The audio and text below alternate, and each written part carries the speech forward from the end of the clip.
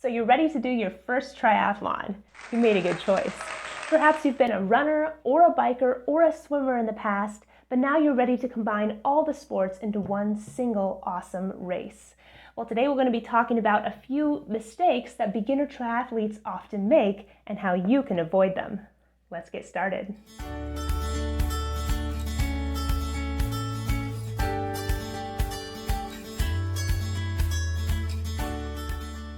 Welcome back to Racing with Ray, where each week I drop a video on running, biking, or other fitness trends.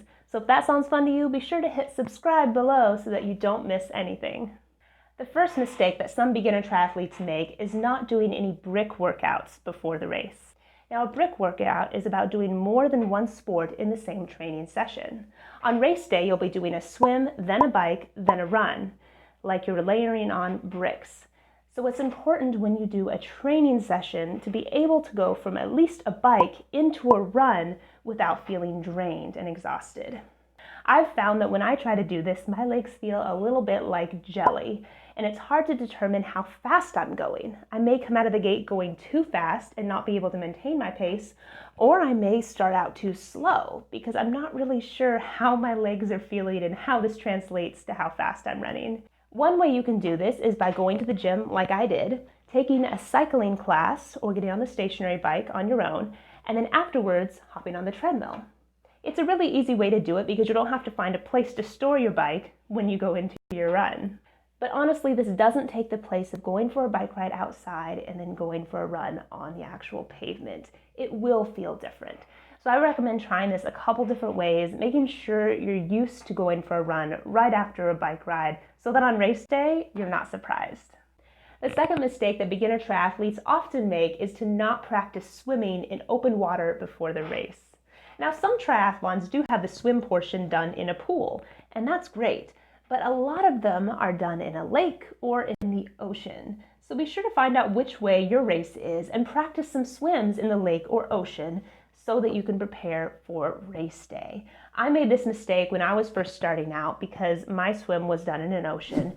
And even though I'd been to the beach and had enjoyed playing in the water, I'd never actively tried to swim among the waves. So on my particular race day, the water happened to be very rough. The waves were choppy, and they even gave us the option of skipping the swim and going straight into the bike if we were concerned about the waves. Now, I decided that I was going to go for it anyway because if I didn't try, I'd never know if I could have done it. And I'm glad I did that. But wow, the ocean was crazy. It was very hard to swim out against the waves to the first buoy and then to swim along the coast when I wasn't used to swimming in waves at all. I was just used to swimming in my local pool. So be sure that wherever your swim is held for the race, you practice swimming in similar conditions so that you won't be surprised. The third mistake that beginner triathletes often make is not practicing the transitions. On race day, you'll be going from the swim to the bike to the run, and each of those sports requires different items and different pieces of equipment. You want to make sure that you don't forget any of those pieces you need, and you also need to make sure that you know exactly when you're putting things on and when you're taking them off. So one of the first things you'll probably want to think about is bringing a towel, setting it right by your bike and putting your stuff on it in the transition area. And the towel is very useful for drying off your feet after you're coming out of the water. After that, you want to be sure that you have your socks, if you wear socks with your shoes, and then you want to make sure you have your shoes. It seems pretty obvious, but this is probably something that you should practice before the race. Practice having your feet wet and going into putting on socks and shoes when you go into the bike. Now, after this, you'll also want to be sure that you have a race belt or some way of securing your bib to yourself after you come out of the water. You can't wear this in the ocean or lake, obviously, and so having a way to just quickly unsnap this and put it around your body is a lot easier than having to use safety pins to secure this to your tri-suit. It takes a little bit less time.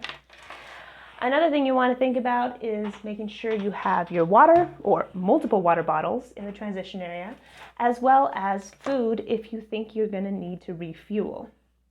Also, if you think you're going to need a hat or some sunglasses, make sure you have those on hand as well.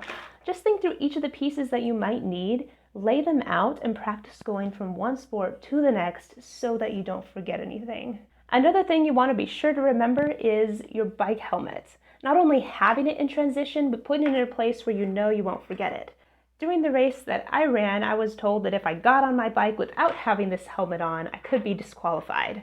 So I put this on my bike seat so that it wouldn't even be possible to get on my bike without putting it on. Little things like that will help you to remember the rules and not mess up on something silly.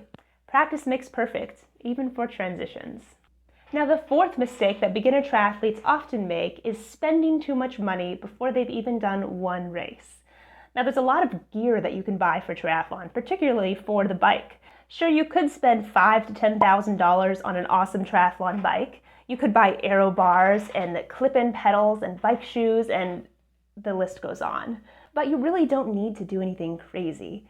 Remember to KISS, keep it simple. When you're first starting out, what you really need is access to a bike, one pair of running shoes, and a couple other simple things that don't cost that much money. So I can do an entirely different video on this, so I think that's what we're going to do.